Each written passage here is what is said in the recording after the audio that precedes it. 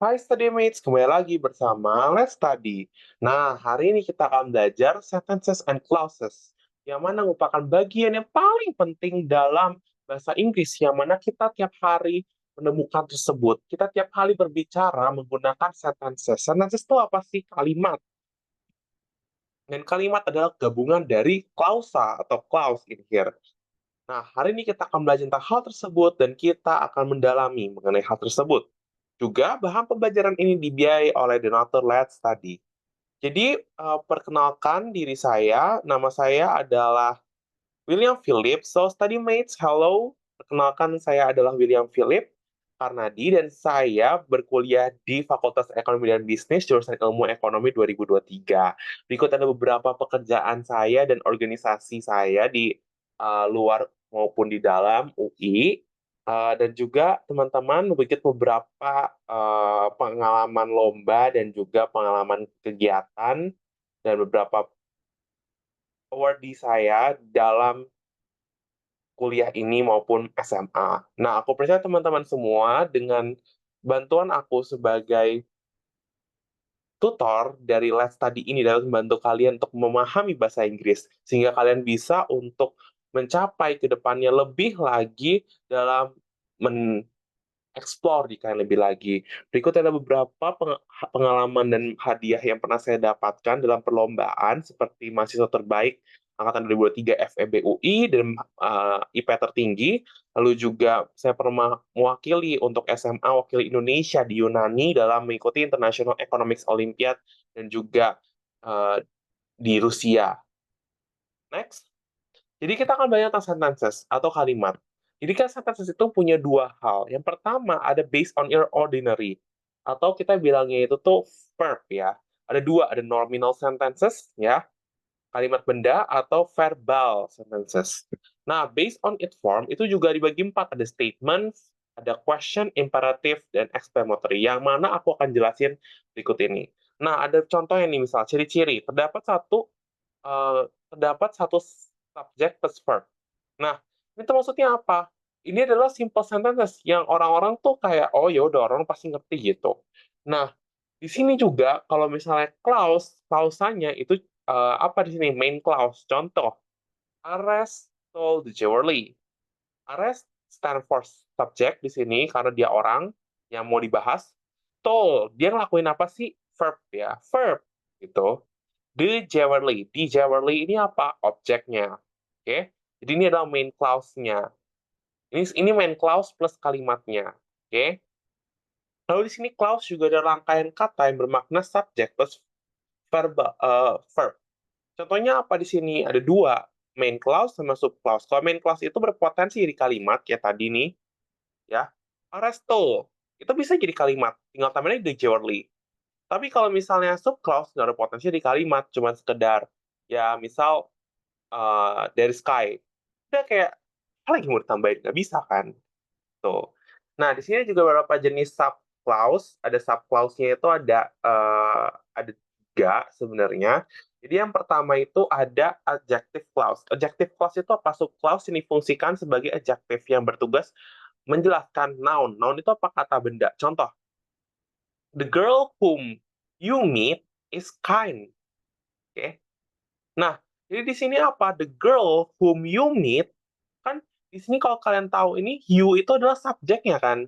Kamu, cewek yang kamu temukan, kamu kan di sana subjeknya gitu loh. Nah, girl-nya itu apa? Girl-nya itu adalah noun, kata benda atau jadi objeknya. Nah, ini itu kalimat pasif. Yang mana nanti kita akan belajar juga kalimat aktif pasif. Kalau kalimat aktif itu apa? Ya, kalau kalimat aktif kita balik ini kan the girl who meet you is not kind gitu kan. You meet the girl who is kind. Itu kan bisa juga you meet the girl is kind atau you meet the girl that is kind. Bisa misal kayak gitu. Gitu loh. Yang mana the girl-nya itu sebenarnya objek. Ini tuh kalimat pasif. Nanti kita akan bahas nanti di pertemuan berikutnya. Terus ada adverbial clause. Jadi ini biasanya tuh difungsikan sebagai adverb. Jadi kayak yang menempati posisi adverb. Misal contoh kayak gini. Adverb itu kayak kata, kita bilangnya kata sifat ya. The man is sitting where I sat last night. Last night itu apa adverbnya di sini? Last night, I sat last night itu adverb-nya. Terus ada noun juga, kata benda. So, kayak, eee, subclause yang difungsikan sebagai noun yang berposisi sebagai subjek dan objek. Contoh, I know where she teach, ya. I know where she teach. I know where she teach. Jadi kayak I know subjek, where itu apa conjunction-nya di sini, she subjek, teach,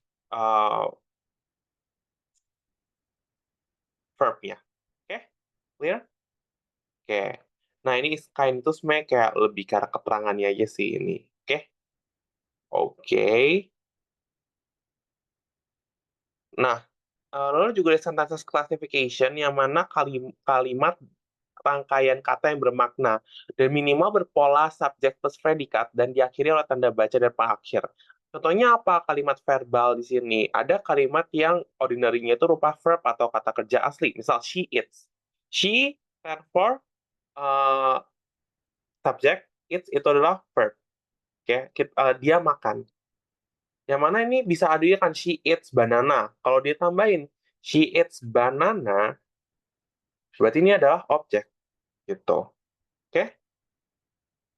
Nah, terus ini ditinjau dari bentuknya. Jadi kalau misalnya positive form, berarti itu yang as, verb, tambah keterangannya. Misal kayak Haris reads a newspaper in his class. Berarti subjek, Haris itu subjek, reads itu karena kegiatan, verb, newspaper objek karena dia pegang itu. Kalau Haris read doang namanya clause ya ini teman-teman ya, jangan lupa ya ini clause. Oke. Wait aku hapus, salah-salah. Gitu. Haris reads a newspaper in his class itu keterangan. Bisa nggak kalau misalnya Haris reads a newspaper? Bisa, itu doang. At first itu kayak ya tambahan aja. Kalau misalnya negatifnya udah Haris does not. Kenapa does not? Haris ini adalah he atau she. Dia itu suka s.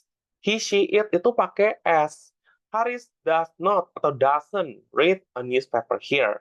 Untuk question. Question ini ya, ini biasanya tuh pertanyaan yang diawali verb auxiliary. Atau kita bilang auxiliary itu apa yang kayak do, does gitu loh. Nah, memunculkan kalimat jawaban berupa ya atau tidak. Kalau misalnya positif, do you read a book? Nih, do you read a book? Kalau negatif, do you not read a book? Tapi biasanya ini jarang sih yang bawah. Yang bawah tuh kayak terlalu konotasinya negatif. Mungkin sedikit ya, kalau he, she, it, itu dia pakainya itu does, pakai is. Kalau are, you, we, they, itu dia pakai do. Ya, mungkin ini sedikit firm. Ya, oke.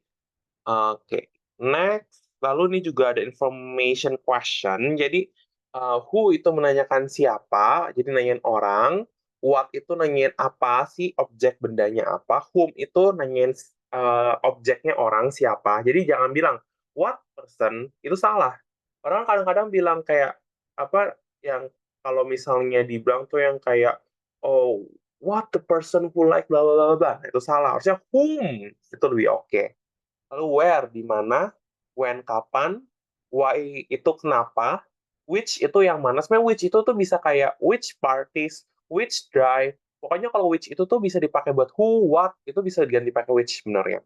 Tapi nanti kalimat, nanti kita belajar. Lalu whose, kayak ini punya siapa, lalu how, bagaimana. Jadi kalau misalnya ditanya how sama what, jangan sampai kebalik gitu ya. Jangan yang kayak what time. Nah, kayak what time jangan pakai what time, pakainya when. Kalau misal ditanya how, bagaimana, ya pakainya di sini misalnya berapa banyak, what is bla bla bla bla. Nah, itu salah, harusnya how much. Nah, lupa ya. How many. Nah, ini dua nih, how much, how many. How many itu yang countable. Apa how many? Misal pulpen atau misal barangnya adalah bisa kalian hitung. Kalau how much itu buat apa? Buat yang nggak terhitung. Contoh gula, garam. Apalagi itu gula, garam, misalnya laut, pasir, beras, itu kan uncountable kan. I mean uncountable in the size of one by one ya, bukan yang kayak 1 kilo atau apa ya. Itu beda. Tuh, oke. Terus ini kita juga belajar menanyakan subjek dan bagiannya. Jadi formnya itu WHQ, tambah verb, ditambah objek, ditambah adverb. Nah, WHQ itu apa sih? What, how, question. Oke? Jadi kayak gimana? Tulis kembali pernyataan kalimat yang dinyatakan, ganti yang dinyatakan oleh what, how, question, what, how, atau who, question, tambahkan tanda yang diakhiri kalimat. Jangan lupa tanda tanya. Ini penting. Jadi misal, kan which, misalnya kayak, what do what do concert you like? Misal itu ya, what do concert you like? Berarti ini apa? What kan WHQ kan. Sebenarnya 5W plus H itu ya. Kita bahasa Indonesia memang 5W plus H question. Do-nya itu tadi ya. Concert itu verb. You di sini sebagai apa di sini?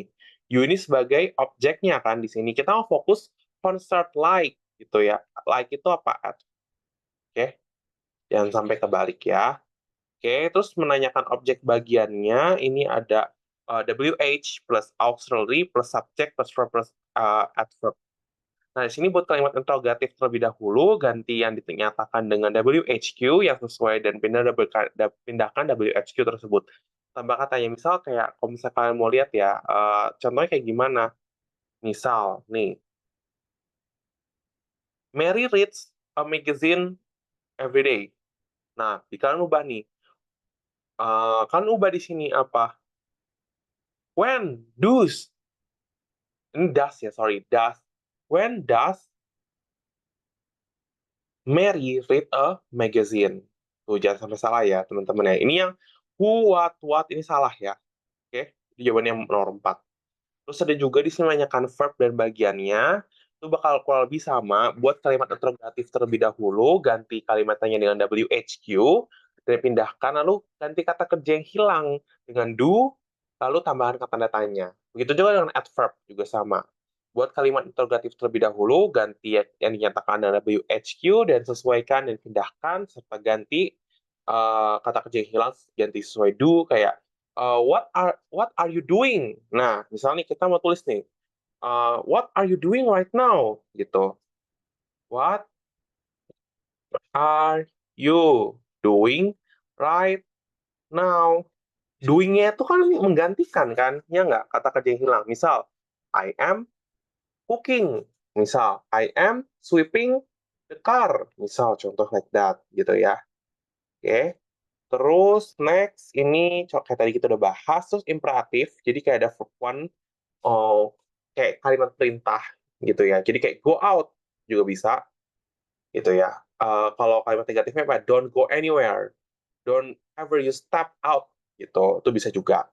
Terus kayak plusnya apa? Be complement. Kayak be plain, misalnya be plus tambahan. Misal be patient, be aware.